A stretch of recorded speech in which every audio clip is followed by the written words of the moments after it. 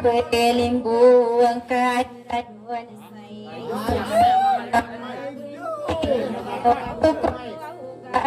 dilay naman namin sumarinang lindawa maabi ikaw makakalang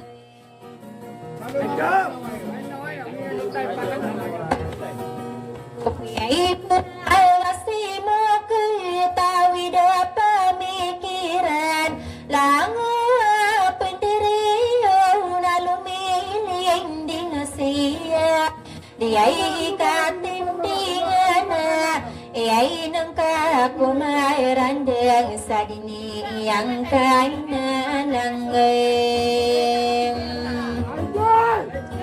Sakti ayaw no pikin daya ko kabaya o pasimban ay giraro udang ko ang pupirong bautaw kaya papantag na ay naman ako apusang ko apa ay gulay lang atong kapagkangat sa pandepata o dakay lasarana usudi kang giginawai diay tano kasagiden miyay putay rima amor santang ay abakayawan Sopi ay susuaw na riyay nga sa apay kaasaluranaw kikakalimaw uno kadin ay napusin palayan kanu maalim na tanaying kanu matao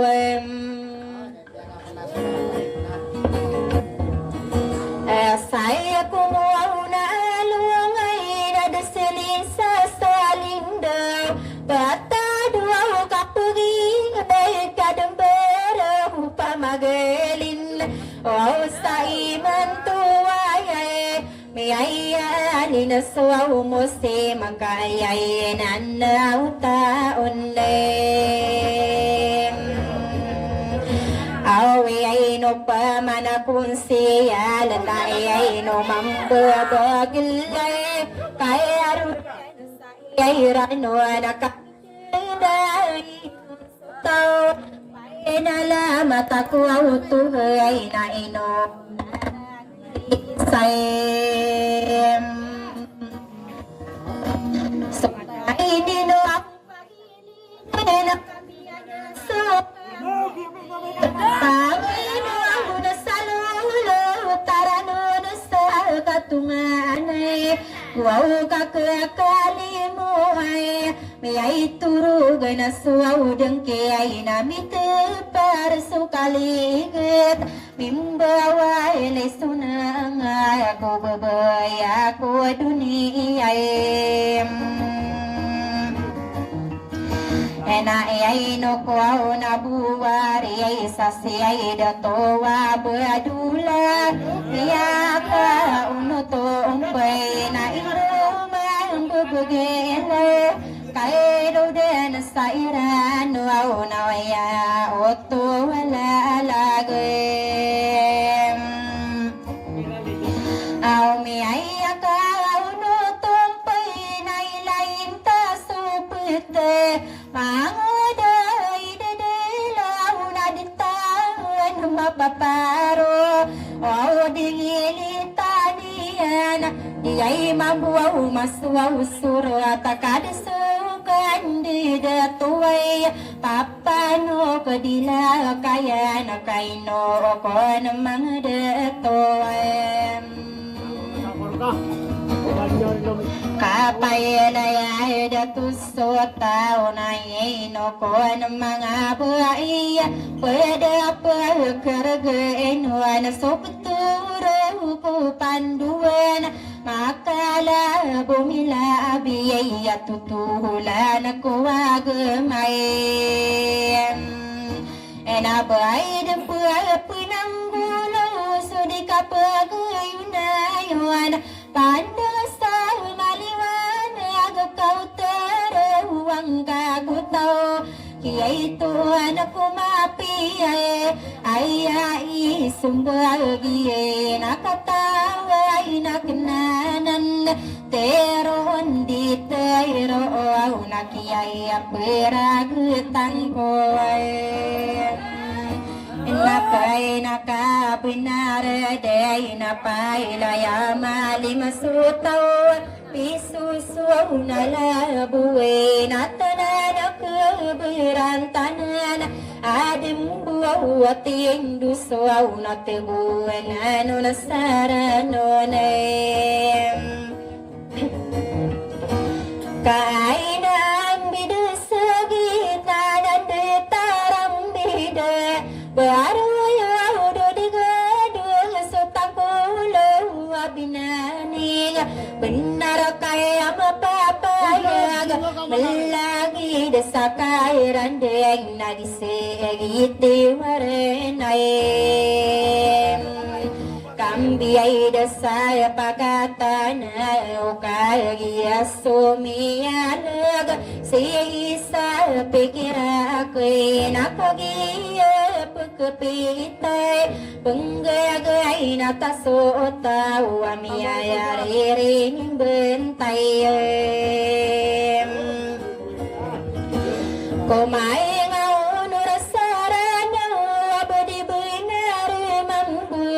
ayala dumarandang sadia payutay ramunay penada sabu kayawan suaw busuaw palaw ni ay naini berkinda medag ini darda lumabi ay kami naglupay kami ay nang kaya dataray mau magagapamangsin mawatay na dengge nakalandipay ladladin bukay luaw dami pentaw amiyaya kapananayan kopay law turakawasay kaparano suminay kadigi ay lang kumilang katusa kadilan suminadigaingad diay pataramilaw diya pataramunay nawaran tawatami namay na lang kita uray ungay na pitapay ramakapindi dawag sale di ay ginaraan ay namalang ginagubundo dem napi ay ang ababaguay na wiramaso panggatan may tapar buhay bakay na nasa tinde rawan sa pahirahia esay na dayro ni number pakalawiran nun ay napede bantu guwing dem audi ay pataramu na inapanada sa bakayawan piyakam bebenday ay akarisa di inadil segita saubariyo ad nagusto kakairan nem o mayura karsa ay nadilagra basta ilaglaputi datinila kasiminto ay apakaw kitay na berang-berang tera kadika tundu-tundugan o kay na guwuraga adi makasim bisatig ay ati ay gumamude na ando kay nuwan sunga ay ati ay gunuraga ay nasayay abu sa tambayan tayang paraya sarayo kapu magisuku wilay rombay ladna me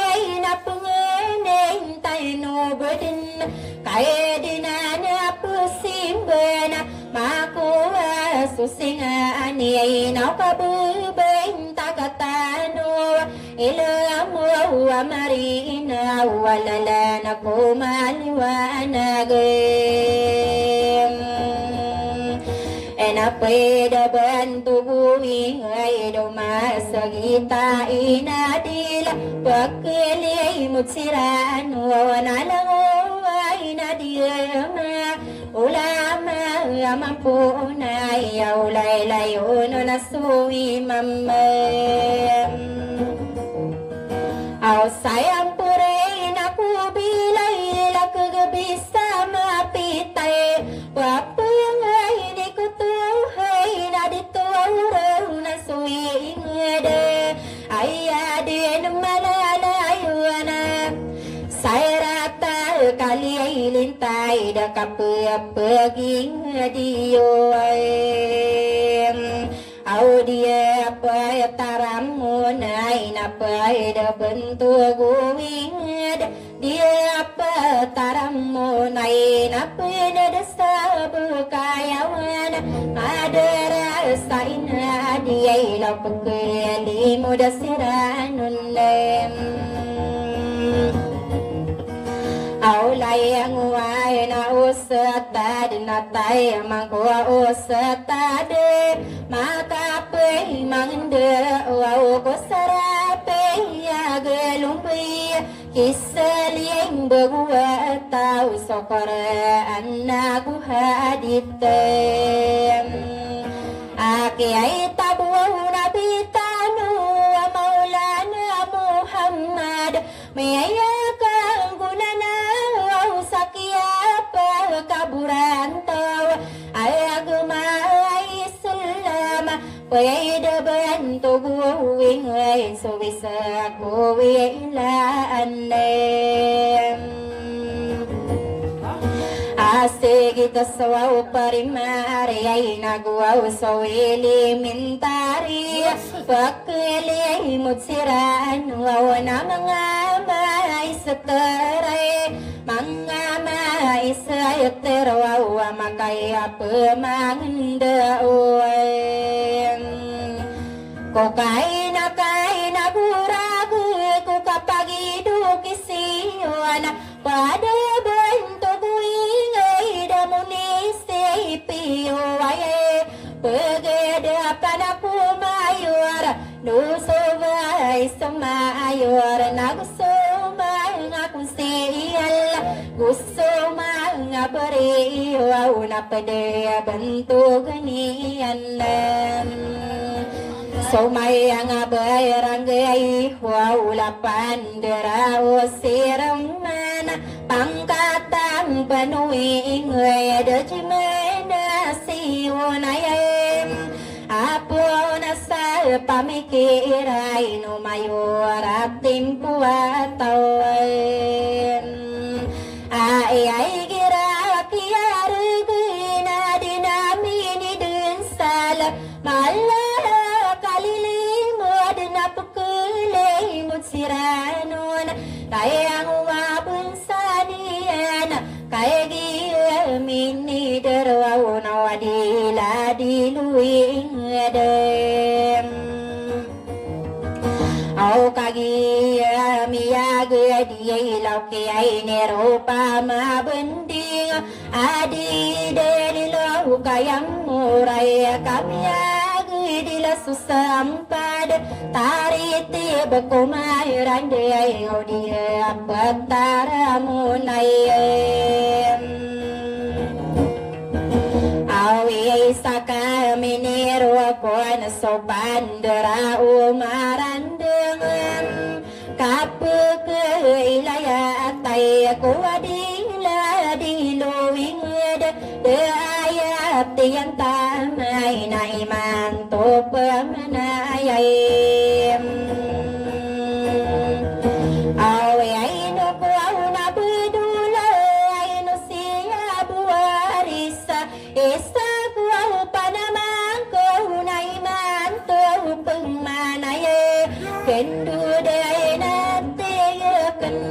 inoko ang mga datuaw na gusto lang umabaing sukaya bending otak bayraw papaladang kowanan mangahun rasay ranaw lagi de dalawa gusto kan dadamada ipapano kadila kayan kaya ako kumani nasira na mga dito wakabang nasa tatar sa ginay nilalaku ay no pa manasulutan ang tanga bekayaway nalay di taigiruan nami ay apay menagi walay lagu pa namang ko mangoda ide law kaya piteroin kagi de perase putari norlinden alay duli makatinde genaya ku de nabi eluy patang betang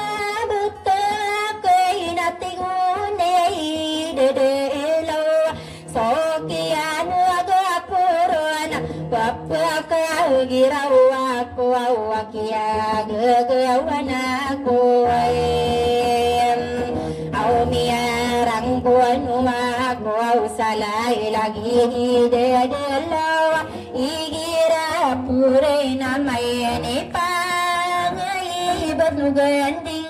ikay ingatan mo pawakatay aragandagian aw mayang uday dedelaw na ding kanang pusiratan bangkabed na betay no ladulay makatindegam kawayan akiapuan layang pumakinag ko patabong budiragan bekare kaurami ayaw miya ula-ulang kaim nakayaning kirang kairay na umang uday dedelaw kiyali kalaputaw kasukalawan dekay miya ula-ulang kay no ko na mga datuang kabuyang kadena pumatang ay naulay duli makatindag iniring katiyan wow na mga detukuing ayaw tuwalalay gaw mga onurasara naway ate ay naman ay adinay sarag pulenda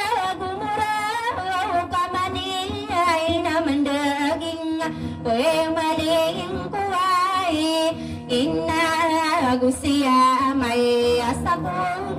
na lungan pangaraw mana kuwaw na dapay kaya ibapay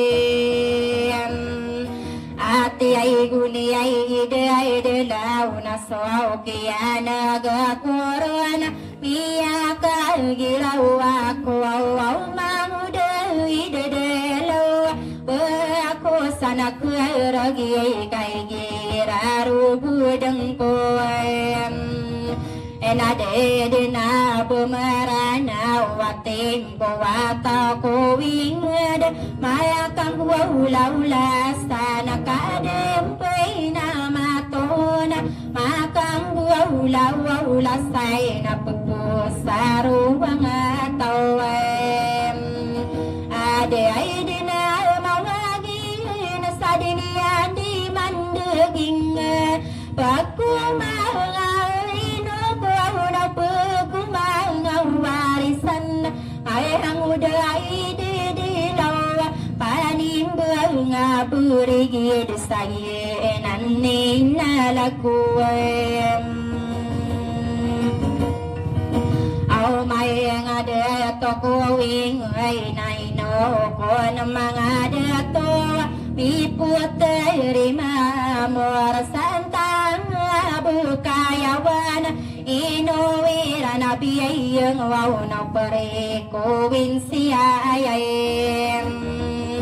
kakaya tatay dumanira na susah gurung bunga buka kuwa kau na saya kadiero say kota umakam bebi na pekaran sabar kuam ena soal baya ena ku putih demi kakayam ber opama katimu ena mi pindai tarupalawa yai ma putih tadirus ai lawan de yai lalai gau por sapad kalem ena sotare intika urai na bedina mi ai papaya pata upama katimu ai na pungbele ya kaludena makala busa bengai na bedena pepeng rangkai asai lagi na sarana asiginin sairanun pangane ingko putu hai na malalayo narakano sayarata kalilintad kapipi agi nawai nagukano tegudaya ingadaya dunia yomia maging saratay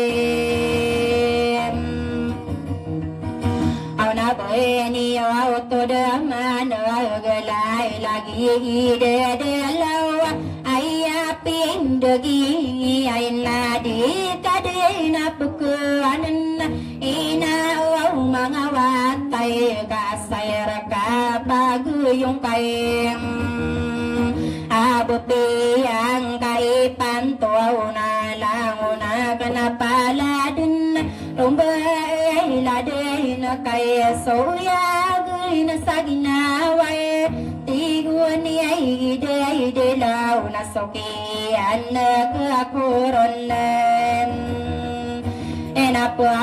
kawagiraw ako ay sinutuwaran pakaraw sa'y pikirin kasakin ay di kuron payang huday dilaw payanamang kusayran na inupo ng mga datong naiyaino po ng mga buhay nagwaw sulang wabrato miyay lalang baiman to naayap ko pamandudan kapagay bibinan tayo ngayang ni panaman aw paya pano kadila kaya na kaya pindagian epoka sentimental na pamikirang kuwain o tarinuralinda soki ay nagkuruan na papagagiraw ako papano kadila kaya na din kakuwa tindagam kaya siti ay mintala na nakawaw bakaw na may bulog madasa pikira kaya suwasitang gungan kay pangapamiliyang kaya miya ula-ulang kay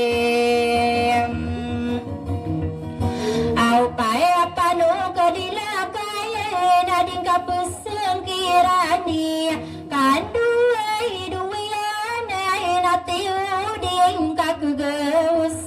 ay na umangawatay ay ape na kang pusay na kaumay ng say-say pwenda kasagadi ay mawit sakit kay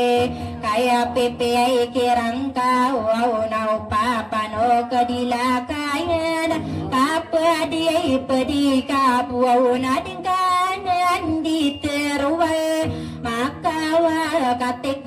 la dina pamaya gerak katawem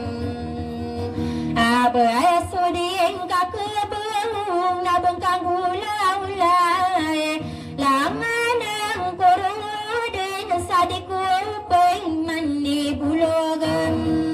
payangan tangan kena mangade to ko wing dina kaya peguda sakendeleng ko kai lang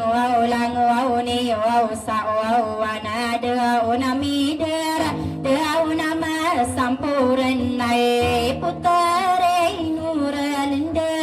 ika pumai ni se sangka ayasamani yoem au bagini wama pakakatawani pumana sobu so Tuhan tanoi depan awian uada doainian ian aini laku au sabedna salamarkanoem